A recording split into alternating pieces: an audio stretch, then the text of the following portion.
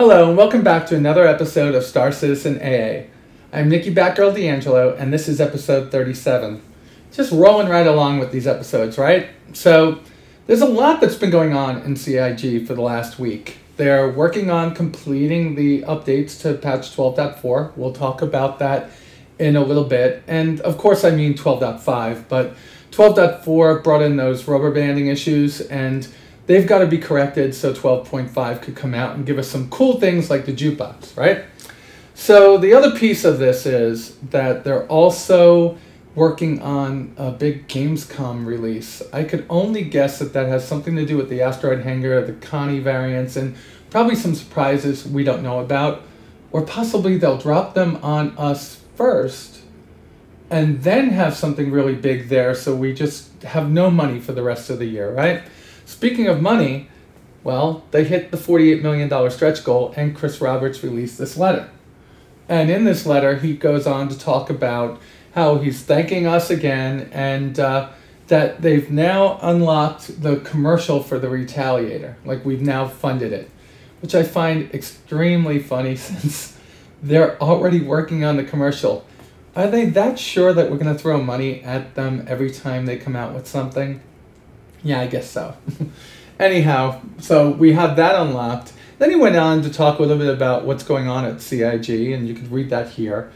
And lo and behold, we get the $50 million stretch goal. Now let's remember, a couple of stretch goals ago, they asked us, should we continue with stretch goals? And then there was this whole big statement about maybe we'll just make stretch goals in the future, we'll continue them, but they'll just be little things that come out like the Xi'an space plant, which blooms once every 100 years.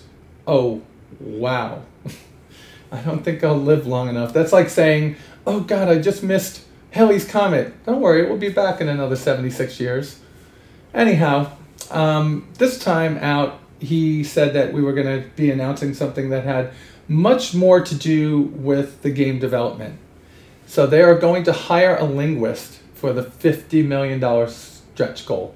No, they're not going to talk, teach everybody how to speak.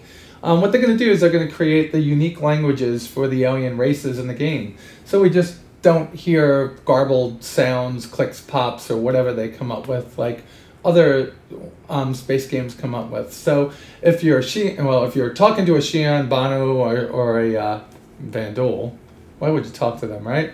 You're actually going to hear a unique language for each one of them that we still can't understand anything they say. Oh well, whatever. Anyhow, that was a couple of big things, but also the hidden gem in the last week is we passed 500,000 backers.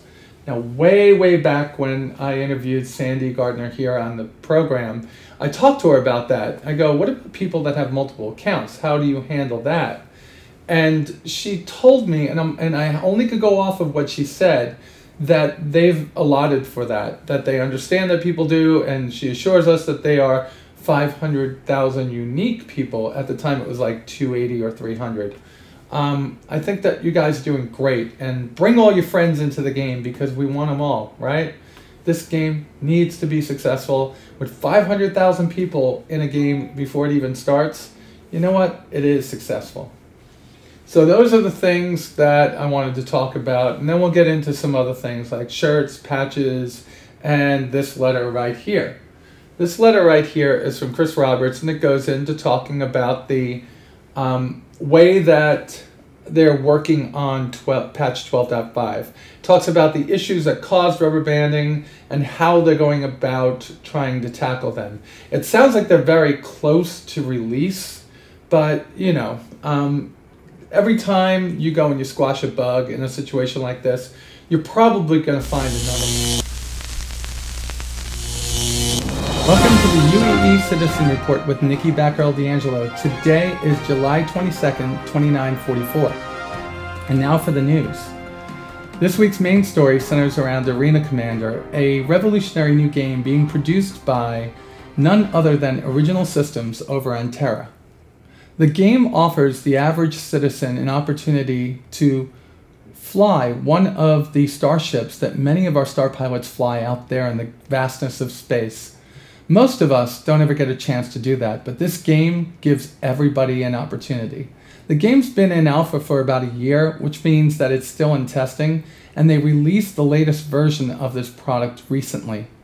In the past, they've had as many as 30,000 people helping to test the game, alpha test it, but recently they increased it to 200,000, which caused a huge rubber banding issue when they were trying to fight each other. The rubber banding issue was brought about whenever you would fire a weapon. Something would happen in the physics and in the positioning and a lot of stuff I don't understand, and would cause a ship to warp in vast amounts of distances in space, making the game unplayable. Well, Original Systems have been hard at work, and they are promising an update soon. This is what Ben Lesnick, the community manager for Original Systems, has to say. Work continues on patch 12.5, rubber banding. Yes, we know it's been a while. We are working this issue. It's been lots of dead ends, but we are very, very close. In fact, by the time you see this, it may be out, which is good news because in addition to fixing the rubber banding, the latency issues, it also adds the Jukebox. Yes. I've been waiting for the jukebox. Hangar dance party. Got a little overexcited about that. And there'll also be the new Vandal Ace Fighter, which for you to discover. So as long as 12.5 is out, there's some interesting stuff for you to do in the Star Citizen world. So the devs at Original Systems have spent the last couple of weeks tracking down the bugs and are about ready to push out 12.5, which is going to release a lot of new features. I can't wait to see it. Yeah, it's a guilty pleasure. It is a game I play. In other news, work continues on the 3 new variants of RSI's flagship, the Constellation. One of these new variants is said to be a luxury ship, but we're not sure because there's no comments coming from RSI. All I've been able to obtain are these images.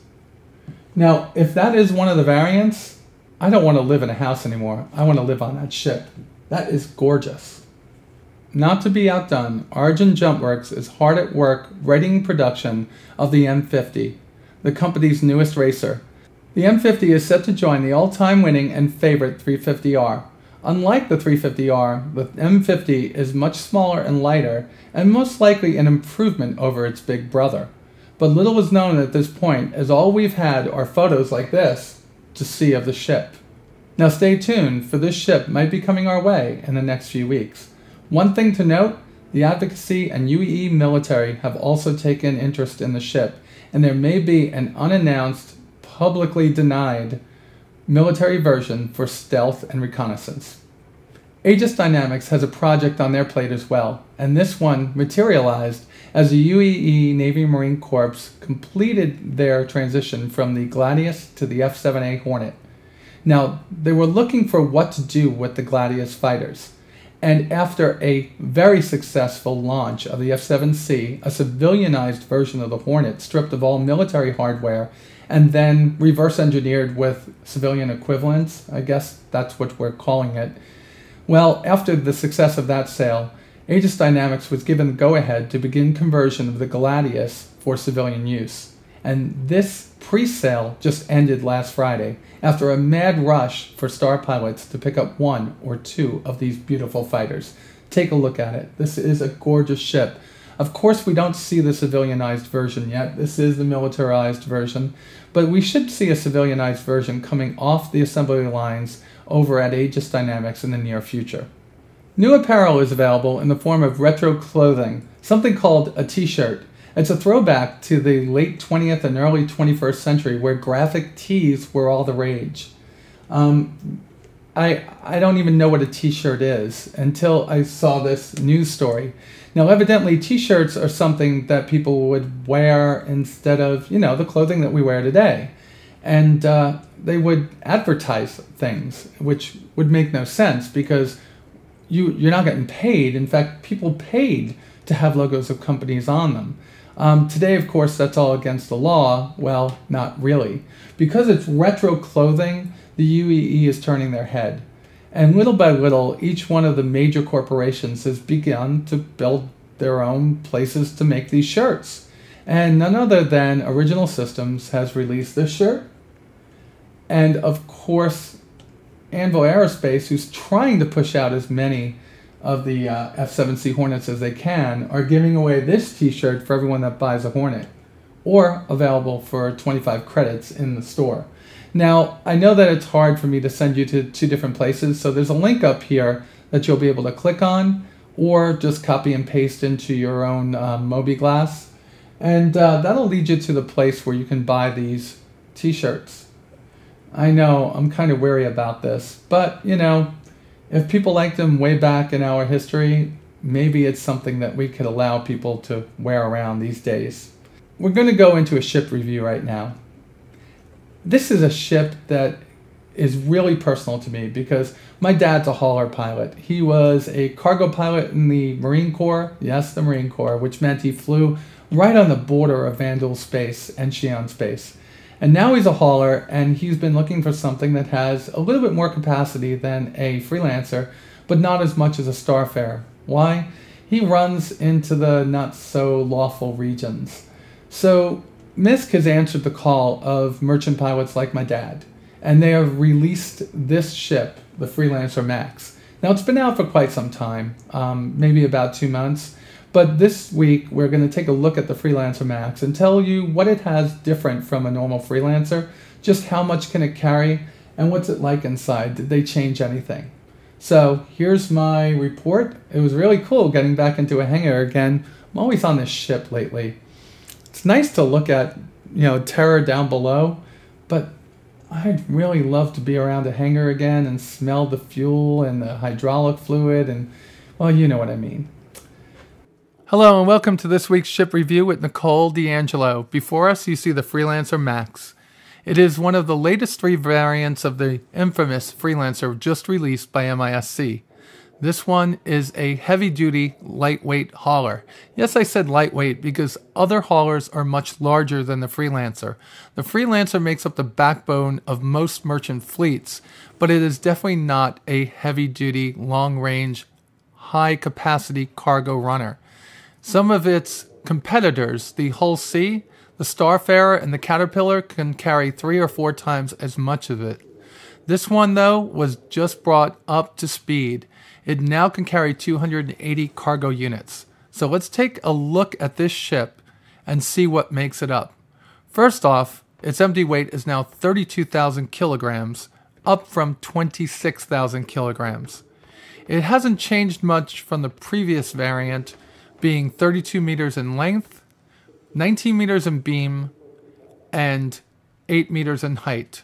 The beam was probably upgraded by about 4 meters, and that was it.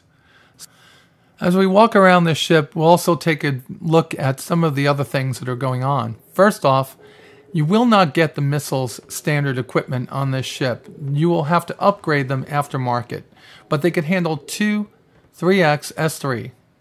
The 2 Kronig FL3s that come with it could be augmented with 2 more. The Kronig FL33 is what sets this ship apart from other haulers. That turret swings up, down, and out and can take care of most adversaries above, in front of, below, and on the sides of you, leaving the rear turret your best defense for the rear. Underneath you see an attachment point for a tractor beam and 2 of the 8 maneuvering thrusters, the MISC Zytec TR2s. The 8 TR2s both give it an edge in maneuverability on other ships the same size, and also help to make this ship able to be landed very easily on any planet. So what else do we have here? Of course there are shields, and the shield level on this one is going to be a 4, and it's going to come standard with a Beijing GD 146, and that will be a 3.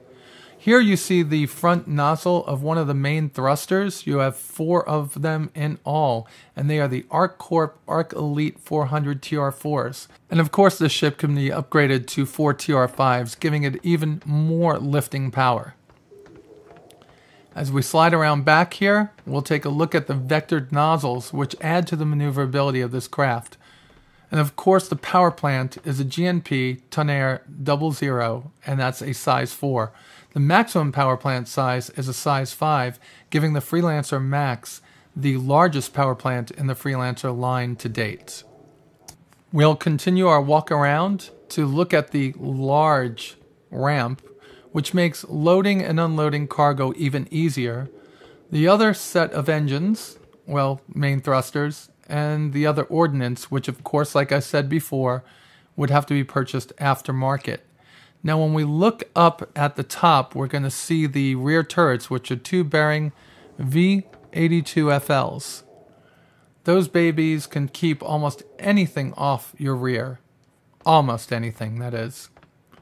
So let's walk around the front, just take a quick gander at this beautiful ship. The sleek lines, and of course the coming together of Xi'an and UEE technology. There's the other set of Koenigs I should say. And let's go up and inside and see if there's anything different. At first glance, it's the same door, and the same cabin, and the same shower, and the same everything. There's not really that much more here. Now, I would figure a ship of this size would probably be carrying more payload, more distance, and would thus have a better living quarters. But this is I guess it's the equivalent of a 20th or 21st century 18-wheeler being a private citizen's way of moving cargo back then. Gorgeous cockpit showing the different levels of technology, again blending together the Xi'an and UEE technology into one ship, the only company that does that right now. We have 4 bunks. Max crew here is 2. And of course you can carry 4. So you could have 4 passengers or maybe a science officer and somebody to man your back turret. There's some storage above for adding, well, I guess that's where you would put your own personal items when you're on long hauls. And of course, each one of these racks has its own personal video unit. Here it is. So while you're lying in bed, you could watch some old movies. And we have tables on both sides that will have some science equipment and some ways to talk to your family members back home. And they're on both sides. Here's another one. Here's our little kitchenette. And of course, the signature bathroom. As we enter the airlock and look up, we see the docking color. This is how we'll be mating with other ships and space stations. Of course, in the absence of zero gravity, there will be a ladder that will be deployed. Controls for the airlock to make sure pressurization is equal on both sides. Close the door. Just a habit my dad taught me when we were in the service. And as we look back, this is what separates the ship from everything else. 280 maximum cargo units. This is a big ship. Huge cargo capacity. Enough room to carry many Great Cat buggies. Let's go take a look at that door and swing the ramp down a little bit. Alright, so we're going to swing it down.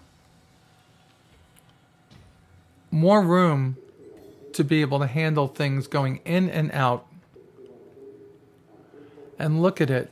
Lots of tie-down area, lots of places to put things, and even something to carry a wide load. Why, I bet you could probably carry an Aurora in here. Looking up, we see the bearing rear turret, still with no way to get into it. Let's close the door though, and we're going to go and test out the door. Look at the mechanism for closing and opening this door. Look how large it is. Has to be able to handle a few more tons worth of door, right? Look at it go. The engineers over at MISC really know how to build a ship. It's just gorgeous. And I think this one is going to be everyone's favorite for a long time to come. So this is about ready to conclude this ship review. The Freelancer Max looks like it's going to be a very popular ship amongst merchants in the future to come.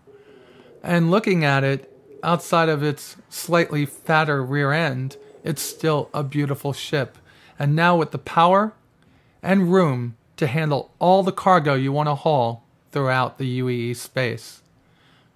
That's all I have for today. We'll be back next week with another review. Hope you all liked that review. And with that said, I wish you all adieu. Be safe out there, and I'll talk to you all soon. I hope you all liked the way I did the news today. It took a lot of time to do it, and it's probably going to take even longer to edit it, but I had fun doing it. And I got the idea many months ago when reading through the comlink, and I was thinking, all this lore and no way to really report on it. What am I going to do? Read it? Tell people what I think about it? Or can I put it into brief synopsis form and put it on the show? And I came up with this. I came up with the news desk, and I came up with the newsroom. I came up with all these ideas, and now I just have to implement them.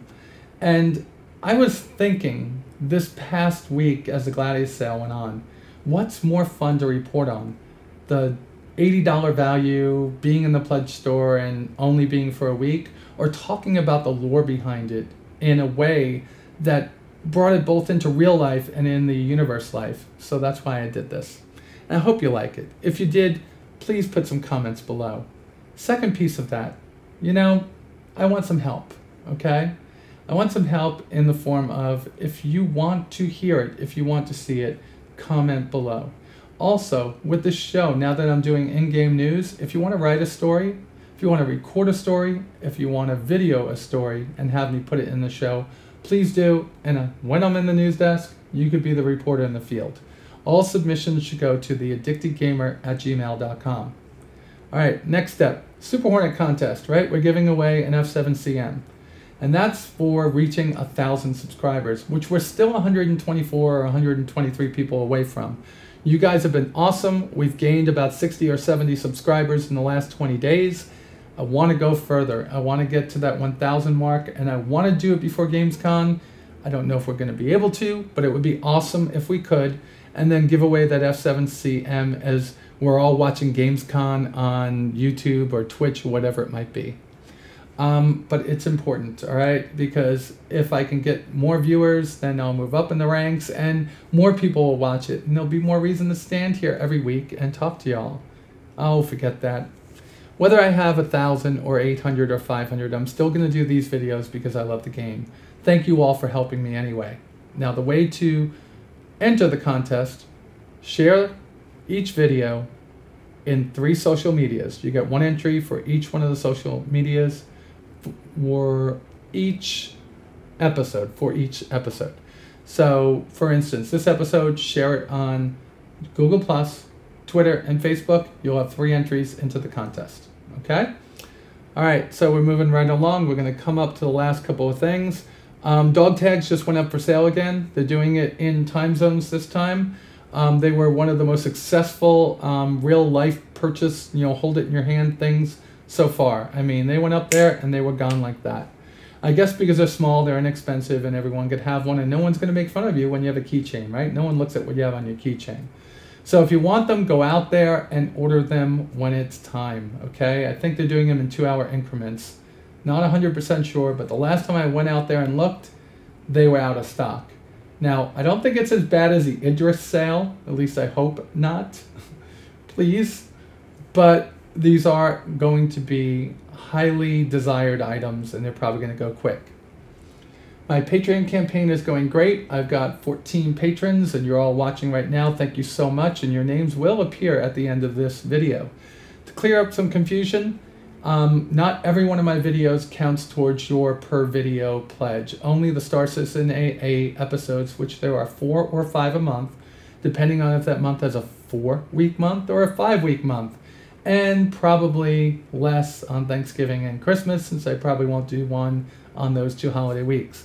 That's it. So if you want to cap a pledge, you can do that. Where you made your pledge, you can tell them not to go past a certain value if you think I'm going to release more videos. Or you could just pledge a single dollar amount once. It all helps. Believe me. My green screen studio, my mic, my lights, my new desk, all this costs money, right? The time it takes to do this. And you know what? I don't care how much it costs. I love doing this.